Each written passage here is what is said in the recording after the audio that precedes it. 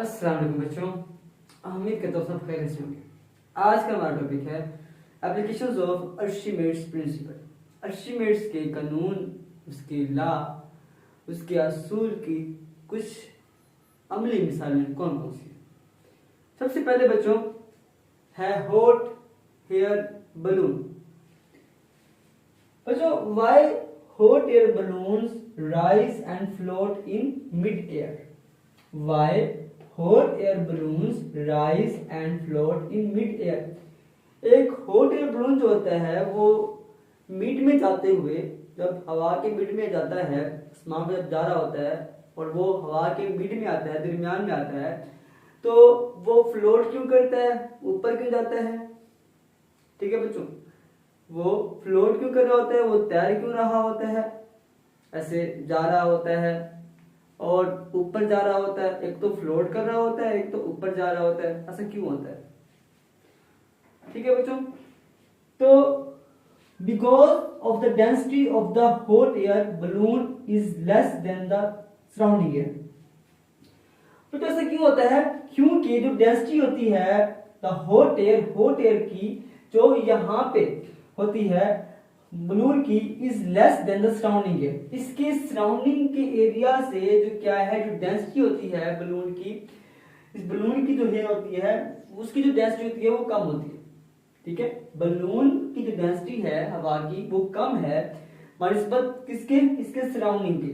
Surrounding की जो हवा है वो भारी है और जो इसकी हवा है वो क्या है, वो हल्की है। क्योंकि गर्म होने पर हवा हल्की जाती है, तो इसलिए क्या करेगा, इसलिए बच्चों ये फ्लोट करेगा। क्या करेगा? फ्लोट करेगा, तैरेगा। और when upthrust of surrounding air is more, it start to rise। अब राइज कब करेगा, परवान कब चढ़ेगा? जब क्या होगा, जब इसके सराउंडिंग की जो एयर है वो क्या हो जाए, वो ज्यादा हो जाए, इसके इर्द गिर्द जो अपथ्रस्ट की फोर्स है वो ज्यादा हो जाए, तब क्या करेगा, तब ये राइज ऊपर की तरफ फ्लो करेगा, ऊपर की तरफ ही फ्लोट करेगा, ऊपर की तरफ ही जाएगा नहीं। ठीक है बच्चों, ये क्या चीज है पड़ी? एक हॉट एयर बलून जो है वो क्यों मिड एयर में जाता है और वहां पर तैरता है और ऊपर जाता है। पहली बात कि तैरता क्यों है? क्योंकि जो हॉट एयर की जो डेंसिटी है वो क्या है, वो कम हो जाती है, लेस हो जाती है। किससे? उसके सराउंडिंग एरिया से, उसके सराउंडिंग एयर से। इसलिए वो क्या करती है, वो वहां पे फ्लोट कर रही होती है हॉट एयर बलून। और ये ऊपर क्यों जाता है? क्योंकि जो अपथ्रस्ट की फोर्स है, उसकी जो सराउंडिंग की फोर्स है अपथ्रस्ट की, वो क्या हो जाती है, वो ज्यादा हो जाती है। ठीक है, ज्यादा हो जाती है किससे? हॉट एयर बलून से।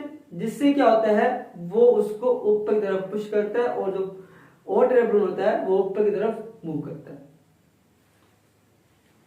नेक्स्ट इसकी एप्लीकेशन है पड़ी, when wooden block floating on water। wooden block float on water।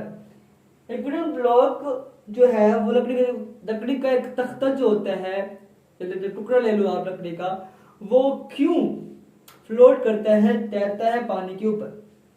बच्चों, बिकॉज पता क्या होती है, the weight of the object is less than the volume of the water. क्या है? जो वेट है ऑब्जेक्ट का, वो क्या है, less than the volume of the water. Water के वॉल्यूम से क्या है, कम है। The volume of water is greater than the object wait. और जो वाटर का वॉल्यूम है वो क्या है, ग्रेटर है किसके, ऑब्जेक्ट के वेट के। सो ऑब्जेक्ट इज टोटली और partially immersed in a liquid. तो क्या होगा, तो पानी, जो ऑब्जेक्ट होगा वो मुकम्मल तौर पर या हाफ जो है वो पानी के अंदर रहेगा और हाफ क्या होगा, पानी के ऊपर रहेगा। इसलिए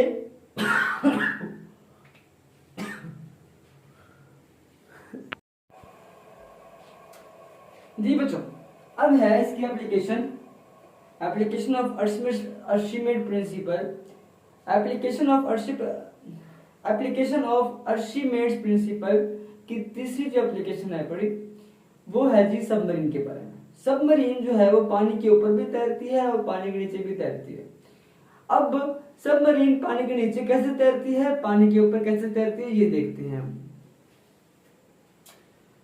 submarine design on the same principle of flotation, submarine को भी इस तरह से डिजाइन किया जाता है कि वो प्रिंसिपल ऑफ फ्लोटेशन पर अमल करती है और उसी को लागू करती है।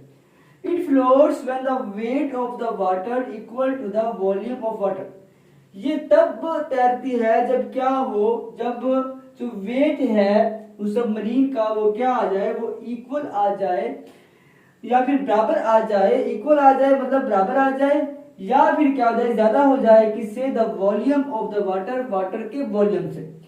And sink when weight less than the volume of water, और तब डूबती है जब इसका जो वेट है वो क्या हो जाए, वो कम हो जाए किससे, वॉल्यूम ऑफ वाटर से, तो तब क्या होगा, तब ये डूब जाएगी।